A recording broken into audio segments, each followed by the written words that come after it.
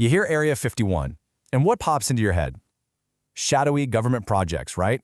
Classified documents, and yeah, of course, aliens. For decades, that name has been the absolute epicenter of America's wildest conspiracy theories. But what if the real story, the one that's been declassified, is actually way more interesting than any alien fiction? What if the real secrets weren't from another world at all, but were actually pushing the absolute limits of our own technology? I mean, the level of secrecy around this patch of desert was just off the charts. For the longest time, the US government wouldn't even admit the place existed. It was a total black hole, with every single piece of information locked away under the highest levels of national security. And look, this isn't us just speculating. We're not diving into conspiracy theories here. Our story today comes directly from the CIA's own declassified history, documents that were once some of the most secret files on the entire planet.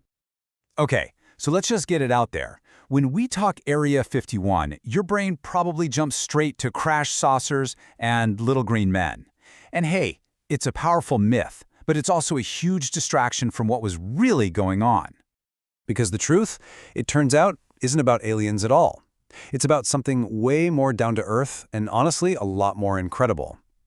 It's a story of human ingenuity pushed to its absolute limit, all happening inside the high-stakes, high-pressure world of Cold War espionage. All right, so to get this, we got to go back in time. World War II is over, the Iron Curtain slams down across Europe, and suddenly the United States has this massive blind spot. They desperately needed to know what the Soviets were up to, but how? Well, the answer was, you go over it. And that brings us to Project Aquatone. Now, this was the CIA's super-secret code name for one of the boldest spy projects ever. The mission? Build a plane that could fly so incredibly high that it would be totally immune to Soviet fighters and radar. That plane, of course, became the legendary U-2. And when we say high, we mean wow. We're talking above 70,000 feet. That's more than 13 miles straight up. To put that in perspective, your average airliner back then was flying at less than half that. The logic was simple, right? If they can't reach you, they can't shoot you down. But, building something like this, it was not easy. The challenges were just staggering. This wasn't just about designing a plane. They had to invent totally new tech from scratch. First, the fuel. It couldn't just boil away at that altitude, so they got Shell Oil to invent a whole new formula. And get this for a weird side effect. Its production used up all the key ingredients for Flit bug spray, leading to a nationwide shortage. And the pilots? They weren't called pilots, they were drivers. They had to wear these early, super uncomfortable pressure suits and would literally lose pounds of sweat on a single mission. To top it all off, the planes themselves were just called articles to keep everything under wraps. So for a few years, this whole thing worked like a charm. The U-2, codenamed Article 360, flew mission after mission, snapping these incredible pictures of Soviet military secrets. The program was a massive success. Until May 1st, 1960. That's when everything fell apart. So it's May Day 1960. Pilot Francis Gary Powers is flying his U-2 deep over Russia when, boom, he's shot down. The U.S. assumes there's no way he survived, so they cook up this cover story about a lost weather plane. Big mistake. A few days later, the Soviet premier, Khrushchev, holds this big press conference, and he doesn't just have the plane's wreckage, he has the pilot. Alive. The cover story is toast, it's a huge international embarrassment, and a major peace summit in Paris completely collapses because of it. Suddenly, the U-2 wasn't invincible anymore. The game had changed. Flying high and slow just wasn't going to cut it.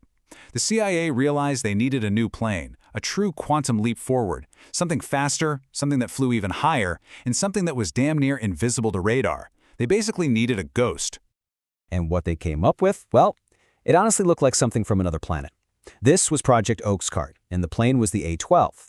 You might know its more famous successor, the SR-71 Blackbird, but this was the original. I mean, just look at the difference here. It's not even a fair comparison.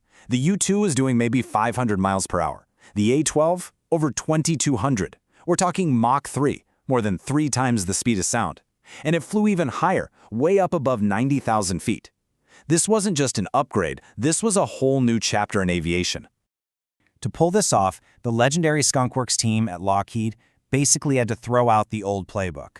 The plane was mostly built from titanium, which is a nightmare to work with. It's super brittle. So to get those sleek curves, they had to piece together all these little triangular bits, creating these iconic sharp edges or chines, you see?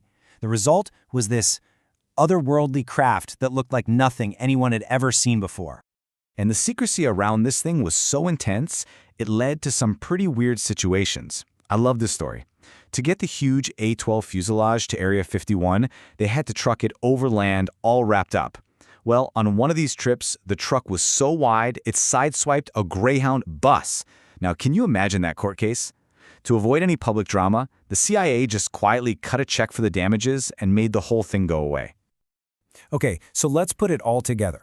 You've got these two unbelievable top-secret planes, the U-2 and then the A-12, operating out of this remote top-secret base in the middle of the Nevada desert.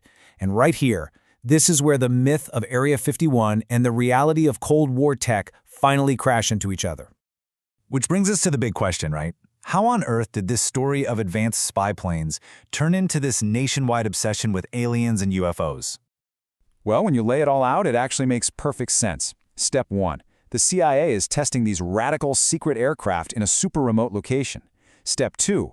These things are flying way higher and way faster than anything the public knows exists. Step 3. You've got the A-12, this thing made of titanium with sharp angles, moving at impossible speeds. It literally looks unidentified.